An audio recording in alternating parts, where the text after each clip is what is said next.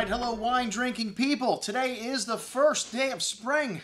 That's right, God, making our way through the year 2013 and drinking some damn fine wines, if I may say so myself. The 2011 vintage from Burgundy is the subject of this email, and one of our favorite Negociant éleveurs, the house of Louis Jadot. We've done an annual tasting with these guys. Well, I've done one for over a decade now. I remember when Pierre-Henri Gagnier and Jacques Lardier used to come into the market. These are the two guys that run Maison Louis Jadot for Kobrand, and they come in every year and do a comprehensive tasting on the with barrel samples on the new release. And man, I thought, what a great education this is. And then one year, Jacques Lardier shows up at my door here, the 2003 vintage, so it must have been 2004, and with little tiny bottles of samples. And he said, Andrew, you know, we're no longer doing the barrel tasting sample, and you know, it was a short vintage, obviously, thus the half bottles of samples, but 2003, a very special vintage.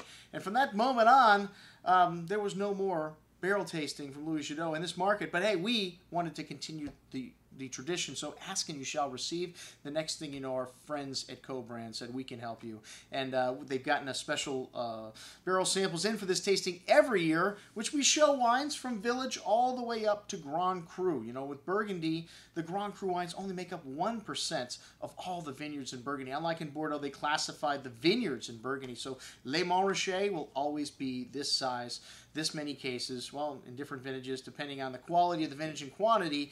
You know, depends on how the quantity is going to give you how much Le Montrachet you're going to have every year. The quality usually is pretty high. That's one thing in Burgundy today. You can say year in and year out, you're going to make pretty damn good wine in Le Montrachet. But the Village wines are the ones that suffer. Premier Cru also, you're going to bet almost every year, only 15% of all the vineyards are Premier Cru. They're going to make great wine. But in a great vintage like 2009, 2010, two phenomenal vintages back to back.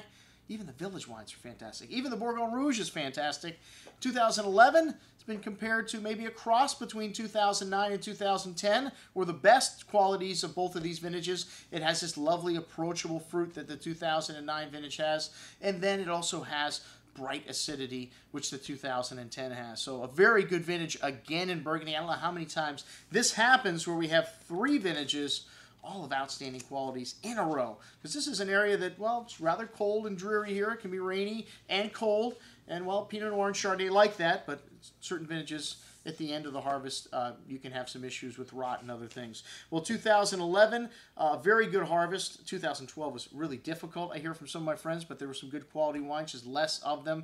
But check it out. We got 10 wines we're going to be showing this evening from Pouilly-Fuissé. We're going to have some stuff from Beaujolais all the way up to the Grand Crus. I think the big daddy this year is the Clos Vougeot. But check it out, everything we're going to be having a week from tonight. I'm your host, Andrew Lampasone, signing off for the Wine Watch, saying remember, always drink the good stuff first.